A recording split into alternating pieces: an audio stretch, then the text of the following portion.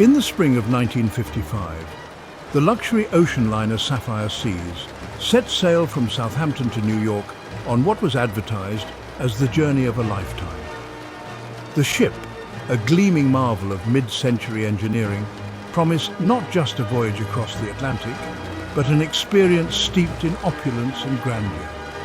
As the Sapphire Seas departed the bustling port of Southampton, the air was filled with a sense of excitement and anticipation. The ship's horn blared, echoing across the harbour, signalling the beginning of an unforgettable adventure. The ship was a marvel of engineering, boasting lavish dining rooms, opulent staterooms and a grand ballroom that would play host to exclusive events. The dining rooms were adorned with crystal chandeliers and fine china, where passengers would dine on gourmet meals prepared by world-class chefs. The staterooms, each uniquely decorated with vintage decor, offered a sanctuary of comfort and luxury. The grand ballroom, with its sparkling chandeliers and polished dance floor, was the heart of the ship's social scene, where nightly events and galas would take place, allowing passengers to mingle and dance the night away. The passengers included wealthy elites, celebrities and high society figures, all eager for a glamorous week on the Atlantic. Among the passengers were individuals whose lives were as intriguing as the voyage itself. These were people who had made headlines, whose names were whispered in exclusive circles, and whose presence added an air of mystery and excitement to the journey. Reginald Blackwood, a wealthy businessman whose empire included shipping, textiles and real estate. Known for his sharp business acumen and ruthless tactics, Blackwood was a man who commanded respect and fear in equal measure. His presence on the ship was a testament to the Sapphire Seas' allure, as even a man of his stature could not resist the promise of luxury and leisure. Vivian Astor, a famous actress known for her scandalous roles and her even more scandalous personal life. With her striking beauty and undeniable talent, Astor was a magnet for attention and controversy. Her presence on the ship was sure to add a touch of Hollywood glamour and drama, as she navigated the fine line between her public persona and private turmoil. Professor Harold Montgomery, a historian who had recently uncovered a treasure map rumored to reveal the location of a long-lost pirate fortune. Montgomery's discovery had made headlines, and his presence on the ship was a source of fascination and speculation. Was he merely seeking a relaxing voyage, or was he on the brink of a groundbreaking discovery that could change history? Marjorie Stanton, a socialite who married into old money and was rumoured to be on the verge of divorce. Stanton's life was a tapestry of elegance and intrigue, woven with threads of wealth, power, and scandal. Her presence on the ship was a topic of much gossip, as passengers speculated about the true nature of her marital woes and her future. Captain George Prescott, the ship's captain, who had a distinguished reputation but was hiding a shadowy past.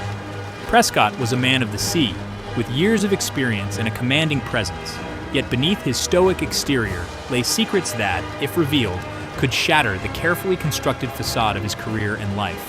The Sapphire Seas set off into the open ocean with an aura of festivity, the passengers waving goodbye to the shore as the ship embarked on its transatlantic journey. The deck was alive with laughter and music as passengers celebrated the start of their adventure. The ship's crew, dressed in crisp uniforms, moved with practiced efficiency, ensuring that every detail was perfect. The passengers indulging in fine wine and elegant meals, savouring the exquisite cuisine and the company of their fellow travellers. Each meal was a culinary masterpiece, paired with the finest wines and served in an atmosphere of sophistication and elegance. The dining experience was not just about the food, but about the connections made and the stories shared over each course. But little did they know that beneath the glamour, dark intentions and hidden secrets simmered, waiting for the right moment to surface. The ship, with all its luxury and splendour, was also a stage for intrigue and deception. As the days passed, the veneer of civility began to crack, revealing the true nature of its passengers. Suspicious glances were exchanged, hushed conversations took place in dimly lit corridors, and tension hung in the air like a storm waiting to break. The Sapphire Seas was not just a vessel of luxury, but a crucible where secrets would be revealed and destinies would be forged.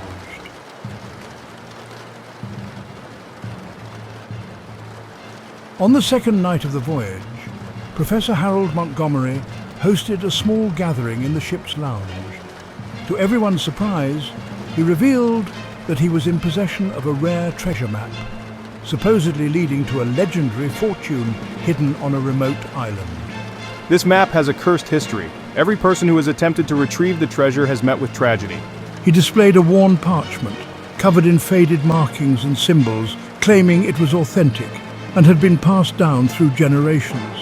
The guests were captivated, and whispers of adventure and fortune circulated through the crowd. Several passengers expressed interest in financing an expedition to search for the treasure. I'm very interested in this expedition. Count me in as well. This treasure could be quite the investment. But Professor Montgomery had an ominous warning which left an impression on everyone present. As the gathering broke up, the guests dispersed, unaware that this night would be their last taste of peace.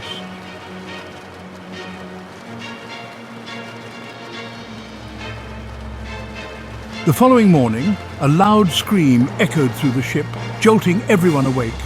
The guests rushed to the upper deck, where they found Reginald Blackwood lying face down in a pool of blood. He had been stabbed in the back, and a small compass, a peculiar relic from the professor's treasure map, was found clutched in his hand. Lock down the area immediately. Everyone is to remain in their cabins.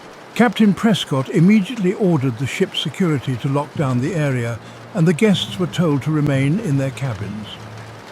The captain and his officers launched an investigation, and they quickly realized that the murder weapon, a silver dagger, was missing from one of the ship's private collections. Everyone on board became a suspect. Security was tightened, and a sense of paranoia filled the air. Whispers of betrayal, greed and curses spread among the passengers. Many began to wonder if the professor's curse was real, and fear took hold.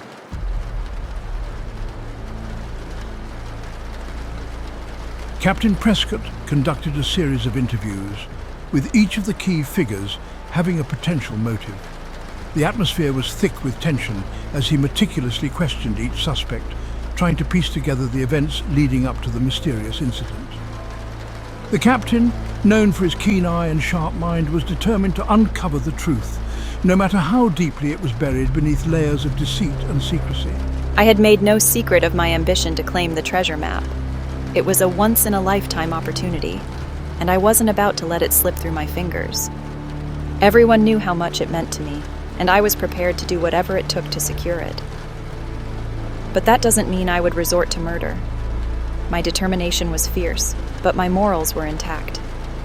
Yes, I argued with Blackwood the night before, but that was just business. We had a heated discussion about the map's ownership and the potential profits it could bring. It was a high-stakes negotiation, and tempers flared. But in the end, it was just words. I never laid a hand on him, and I certainly didn't kill him. Known for her fiery temperament, she had been seen arguing with Blackwood the night before, accusing him of trying to buy out her interest in the map.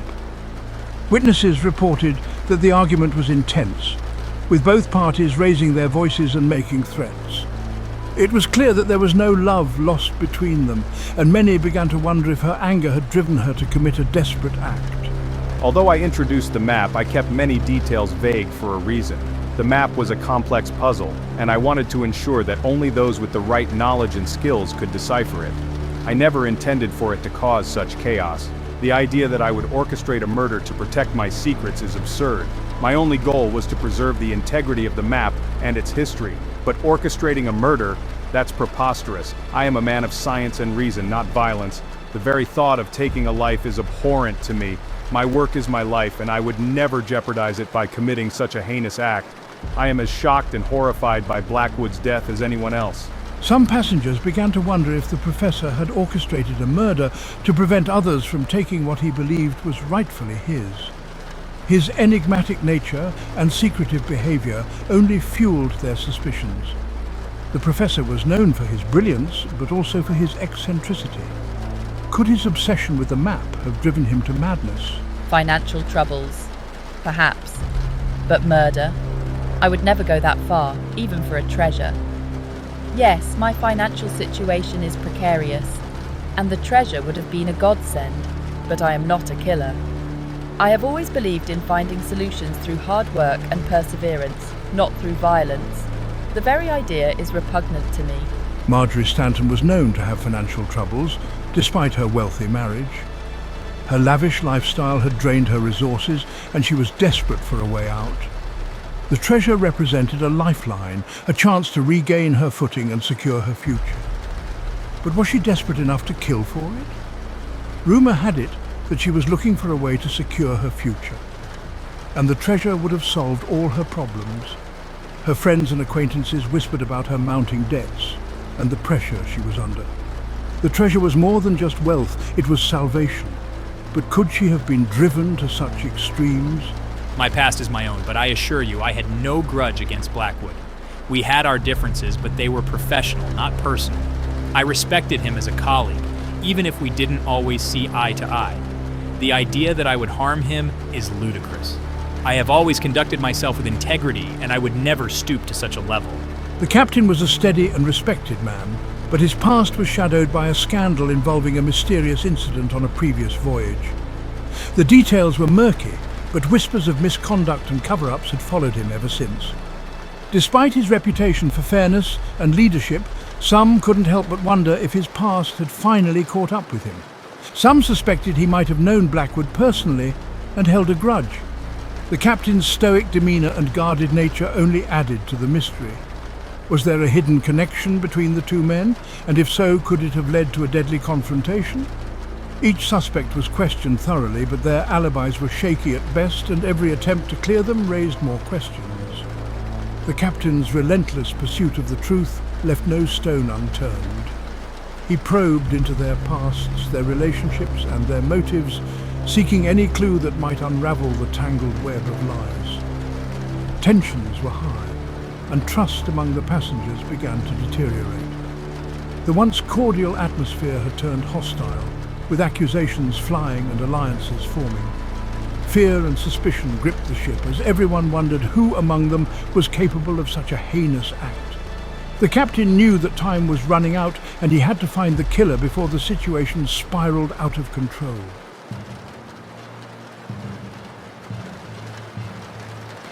Chapter 5, The Treasure Map Clue. As the investigation continued, I approached Captain Prescott with a shocking revelation. The treasure map had a hidden code. When Blackwood had taken the map the night before, he had apparently discovered a hidden symbol, which Professor Montgomery believes to be a key to finding the treasure. I suggested that the murder was the result of someone's desperation to keep this secret to themselves. Montgomery, with a flair for drama, gathered the remaining suspects and revealed the code. A series of coordinates and symbols that hinted at the treasure's exact location. However, before he could finish, the ship's lights flickered and went out, plunging everyone into darkness. When the lights returned, I was found unconscious, my wrists bound, and the treasure map gone. The group was left horrified and confused. Someone on board was willing to kill to keep the treasure map and the secret it held.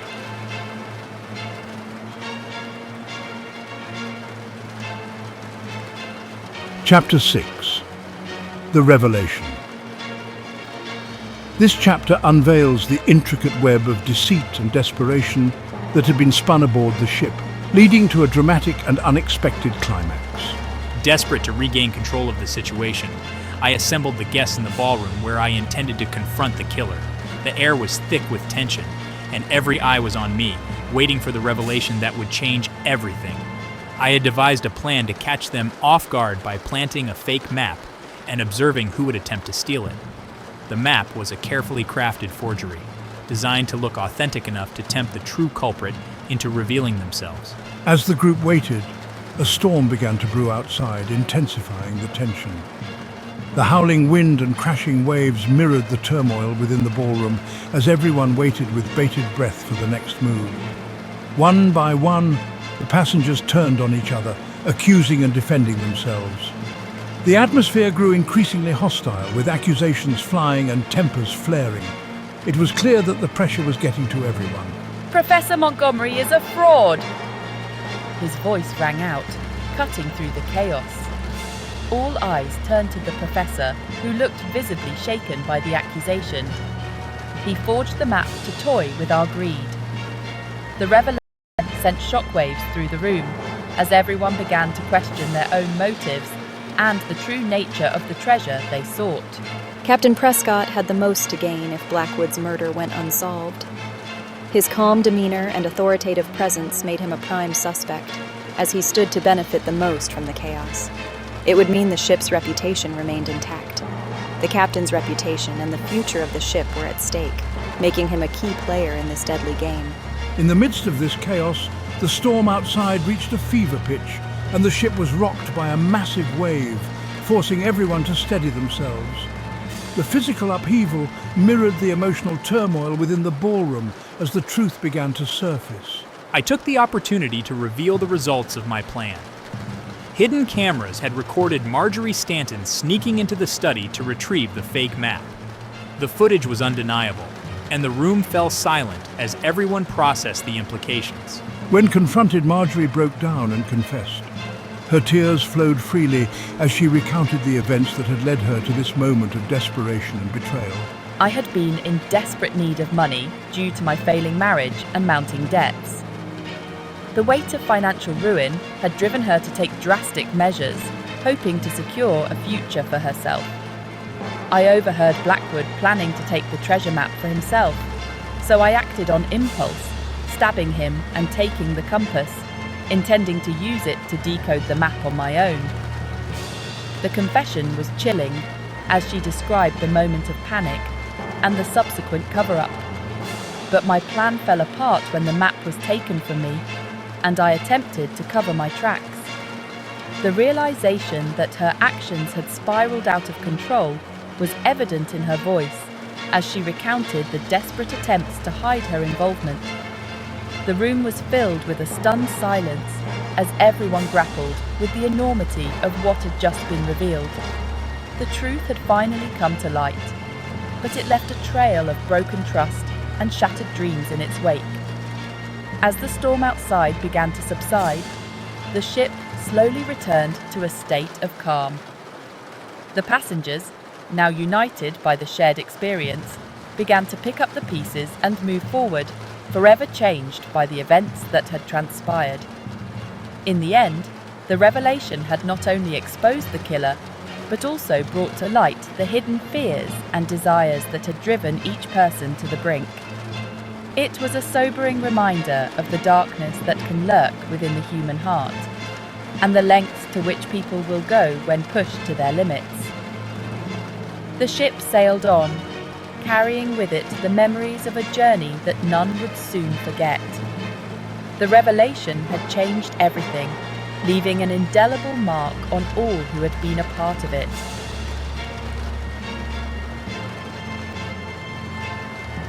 Chapter 7, The Final Twist. Just as Marjorie seemed to accept her fate, I interrupted. With a triumphant look, I revealed that the entire treasure story had been a fabrication. The map was not ancient, but a forgery I'd created, complete with fake symbols and a convincing backstory. His motive was simple. He wanted to test how far people would go when tempted by greed and adventure, and to gather material for his next book. The revelation sent shockwaves through the room. Enraged, I accused him of causing Blackwood's death through his manipulation. I did not force anyone's hand. I merely held up a mirror. The darkness within was already there. Marjorie Stanton, now realizing she had killed for nothing, sank into despair as the police were called to take her away when they docked. The remaining passengers, shaken and horrified, returned to their cabins as the ship continued toward New York.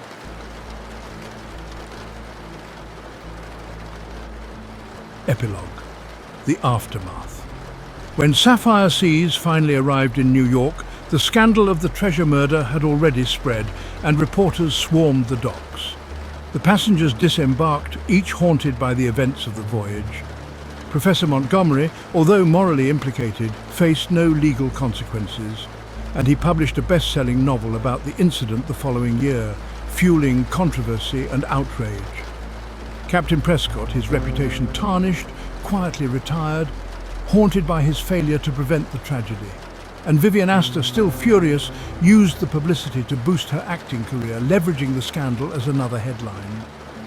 The story of the Sapphire Seas became legendary, a tale of greed, betrayal, and a treasure that never existed. And those who survived would never forget the terrible price of ambition brought to life on the open sea.